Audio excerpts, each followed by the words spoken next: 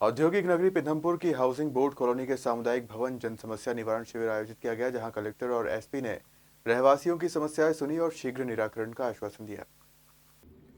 औद्योगिक नगरी पीथमपुर में यूनियन कार्बाइड भोपाल के रासायनिक कचरे के निष्पादन को लेकर स्थानीय निवासियों की चिंताओं को दूर करने के लिए हाउसिंग बोर्ड कॉलोनी के सामुदायिक भवन में एक महत्वपूर्ण जन समस्या निवारण शिविर का आयोजन किया गया। शिविर में जिला कलेक्टर प्रियंक मिश्र, पुलिस अधीक्षक मनोज कुमार सिंह, अनुविभागीय अधिकारी प्रमोद कुमार गुर्जर और तहसीलदार जयेश प्रताप सिंह सहित वरिष्ठ अधिकारी उपस्थित रहे। शिविर में हाउसिंग कॉलोनी के निवासियों ने अपनी मूलभूत समस्याओं को प्रमुखता से उठाया। सड़क, पानी की आपूर्ति और ड्रेनेज लाइन जैसी बुनियादी सुविधाओं की समस्याओं पर विशेष ध्यान दिया गया। युवाओं ने यूनियन कार्बाइड के रासायनिक कचरे के निष्पादन से होने वाले संभावित दुष्प्रभावों को लेकर गंभीर चिंता व्यक्त की। कलेक्टर प्रियंक मिश्र ने निवासियों की चिंताओं को गंभीरता से लेते हुए नगरपालिका परिषद के अधिकारियों को मूलभूत सुविधाओं में सुधार के लिए आवश्यक निर्देश दिए। पीथमपुर से अमित अतुलकर की रिपोर्ट।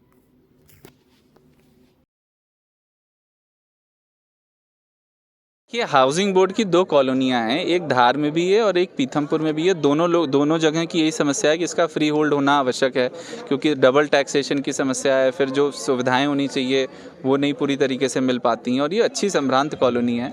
यहाँ का मैटर पहले ही यहाँ के जनप्रतिनिधि मेरे संज्ञान में ला चुके हैं, उस पर मैं कार्रवाई भी कर रहा हूँ। मैं आश्वस्त करता हूँ कि सरकारी नियमों के अनुसार इसका निराकरण किया जाएगा, और यदि कोई ऐसी चीज़ होगी जो जनहित में होगी और जिसके लिए नियमों में बदलाव की आवश्यकता होगी तो वो भी हम शासन से बात करके करवाएंगे। सड़कों और ट्रैफिक को लेकर जो है हाँ, रखा गया है। ट्रैफिक में एक जो इमीडिएट निराकरण की चीज़ है वो तो मैं सप्ताह 10 दिन में इसमें हम लोग मिल करके करवाएंगे। बट अगर कोई नई रोड है, जैसे एक पीडब्ल्यूडी की रोड का विषय आया, सीवर लाइन डालने का विषय का है, एमपीवी की लाइन को लेकर के विषय आया, तो जिन जिन चीज़ों के लिए वित्तीय संसाधन उपलब्ध हैं विभागों के पास, वो हम सर्वे करा करके तत्काल उसका काम शुरू कराएंगे। यदि कोई ऐसा काम होगा जिसमें थोड़ा सा और पैसा या धनराशि लगने की आवश्यकता होगी तो उसके लिए फिर हम थोड़ा समय लगेगा, 1-1.5 महीना लगेगा, बट मैं फिर आऊँगा। मतलब आज जो हमने प्रॉमिस किया है उस पर काम करके हम फिर आएंगे।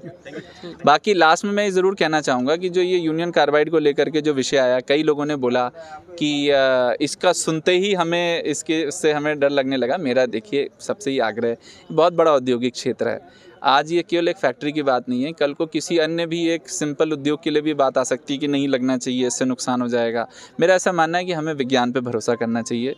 कचरा जो है, जो अभी तो खैर जलना नहीं शुरू हुआ है, बट उसकी पूरी व्यवस्था बहुत वैज्ञानिक तरीके से स्थापित की गई है। उसमें सरकार धोखे में रख के, अंधकार में रख करके कोई निर्णय नहीं ले रही है, पहली चीज़। दूसरी चीज़, मुझे जान के अच्छा लगा, कल या परसों में मैंने देखा कि कुछ विभिन्न समितियों, पीथमपुर बचाओ समिति ने एक ज्ञापन मुझे दिया है। उसमें बहुत अच्छी बात एक लिखी गई है कि यदि इस बिंदु पे आगे बढ़ना है तो इसकी एक व्यापक जो कचरे की टेस्टिंग करा करके उसको सैंपल के रूप में पहले एक बार जला करके चेक कर लिया जाए। मैं समझता हूँ बहुत अच्छा सुझाव है, और इसको बात को हम बिल्कुल अपने शासन में भी रखेंगे, और इस पे यदि आम सहमति बनती है, जो मुझे बनते हुए दिख रही है, और मुझे बड़ा अच्छा लगा कि लोग इसको वैज्ञानिक रूप से आगे इस डिस्कशन को लेकर के जा रहे हैं कि सैंपल के रूप में पहले इस पे कार्रवाई करके और सार्वजनिक किया जाए रिपोर्ट, और फिर आगे बढ़ा जाए। और मैं ये भी बताना चाहूँगा कि पूर्व में भी जो रिपोर्ट्स हैं वो सब सार्वजनिक किया गया है। जब पूर्व में भी सैंपल जला था, इस इंसिनरेटर के बारे में जितनी भी जानकारियाँ हैं, या इस तरह से इस UCIL के